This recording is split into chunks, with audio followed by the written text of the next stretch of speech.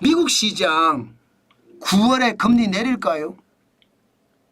시장은 일단 바짝 긴장하고 있습니다. 당장 말입니다.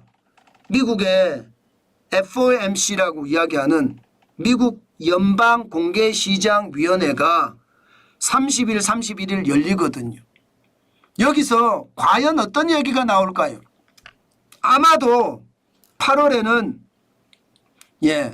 이게 FOMC라고 하는 연방공개시장위원회는 열리지 않거든요. 대신에 8월에는 잭슨홀 미팅이 있습니다. 여기에서 말은 하겠지만 결국 금리를 올리는 건 9월이란 말입니다. 그러면 7월 30일, 31일 FOMC가 열리고 나서 금리에 대한 신호가 나오겠죠. 아마 신호가 나올 겁니다. 그 신호를 시장은 기다리고 있다. 이렇게 생각하면 틀리지 않습니다. 물론 시장의 그 신호가 어떻게 될 것인지 예측해 볼 수 있는 지표는 있습니다. 10년물 국채금리, 이거 시장 벤치마크 금리잖아요. 10년물 국채금리를 보면 7월 29일에 4.173%까지 떨어졌습니다. 4월 25일 4.704%에서 6월 5일 4.277%가 7월 29일 4.173%로 떨어졌잖아요.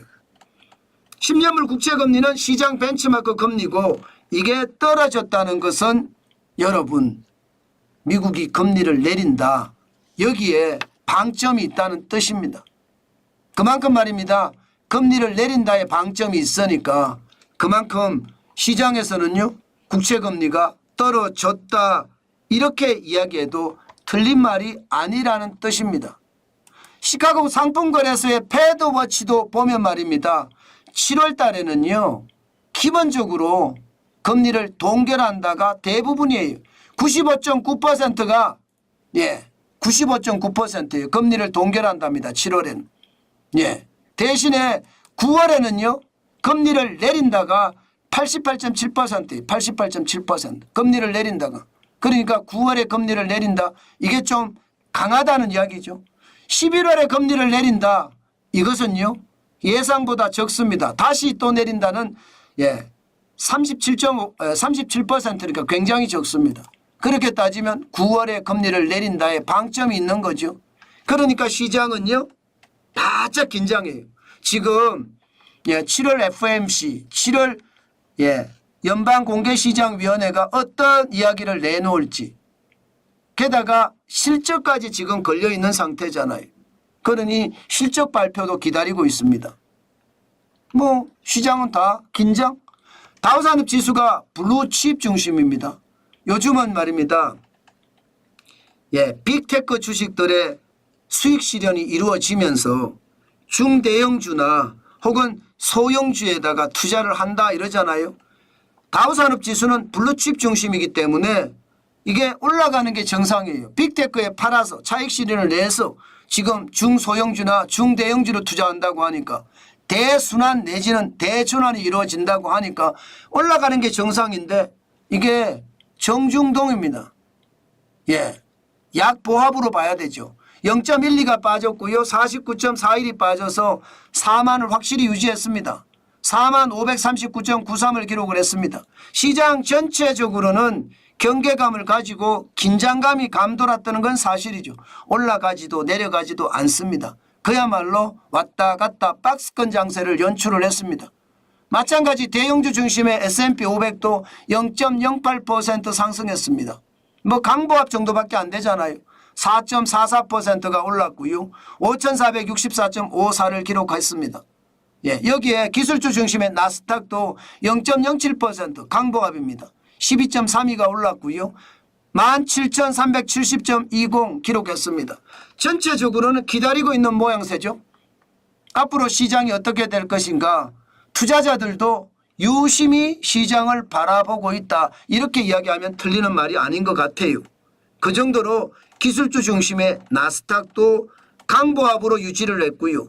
대형주 중심의 S&P 500도 강보합. 대신에 대순환이 이루어진다고 이야기하는 블루칩 중심의 다우산업지수는 약보합. 그러니까 대부분이 긴장감을 가지고 지켜보고 있다. 이런 얘기인가요? 아마 실적이 발표가 되면 이제 많이 달라질 겁니다. 그만큼 시장의 변화는 실적에 따라서 움직이고 금리 인하에 대한 신호가 어떻게 나오는지 따라서 움직이고 그렇게 될 가능성이 굉장히 크다는 뜻입니다. 그러면 우리 시장은 어떻게 될까요? 우리 시장은 일단 엔비디아는 떨어졌습니다. 엔비디아는 111.59달러까지 떨어졌어요. 반도체 대장주가 떨어진 것 아니에요. 반도체 대장주가 떨어졌다는 것은 시장에 당연히 뭔가 떨어질 수 있는 요소가 있다 이렇게 얘기해도 틀린 말이 아닙니다. 게다가 필라델피아 반도체 지수도 많이는 안 떨어졌습니다. 0.3% 떨어졌어요. 5,087.62를 기록을 하고 있거든요. 아마 5,000이 깨질지도 모른다. 그런 두려움이 있습니다. 그러니까 이번에 실적이 어떻게 나타나느냐에 따라서 굉장히 달라질 겁니다. 아마 우리 실적은 삼성전자나 SK하이닉스는 좋을 거예요. 그렇기 때문에 뭐 폭락을 한다 이 정도까지는 안 갈 겁니다. 그러나 움직임은 있을 거예요.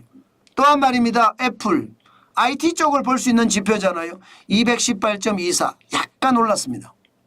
약간 뭐 IT나 혹은 스마트폰이나 지금 계속 오르다가 주춤주춤하는 모양새는 분명해요. 7월 16일에 234.82달러를 기록하다가 7월 29일에 118.24까지 떨어졌으니까 좀 주춤주춤하는 것은 사실입니다. 좀 더 시장을 보자 이런 추세고요. 오늘 테슬라는 많이 올랐어요. 5% 가까이 올랐습니다. 5%. 테슬라가 지난 7월 10일에 263.36까지 올라가면서 쭉쭉 올라가는 모양새를 취했으나 지금 한꺼번에 와르르 무너지더니 실적이 나빠졌어요. 그러더니 최근에 다시 약간 상승세를 타는 분위기입니다. 232.10 이렇게 되면 2차 전지주나 우리 자동차주들도 어떻게 움직일 것인가. 지금 전체적으로는요 여러분 시장 전체가 저는 그렇게 생각을 합니다. 시장 전체의 어떤 모양새가 그런 것 같아요. 예, 지금 실적에 따라서 움직인다 이런 모습이 보이거든요. 저는 그 실적에 따라서 많이 움직이겠구나 그 생각하고 있습니다. 오늘 우리 시장도 제가 봐서는 미국 시장하고 우리 시장이 지금 커플링으로 거의 움직입니다. 미국 시장이 떨어지면 우리 시장도 떨어지고 미국 시장이 오르면 우리 시장도 올라가고 이런 분위기를 계속 나타내거든요. 그러면 우리 시장도 지금 정중동 박스권 장세를 유지하지 않겠느냐 저는 오늘 그렇게 생각을 해봅니다. 그만큼 시장은 조심하셔야 되고 시장은 경계감을 가지고 봐야 되고 전문 투자자분이나 전업 투자자분들은 투자를 해서 돈을 많이 벌겠지만 저희 같은 사람들은 시장을 관망하면서 한 주씩 저축하는 거 잊지 말고 했으면 좋겠다. 그 말씀 끝으로 드리겠습니다.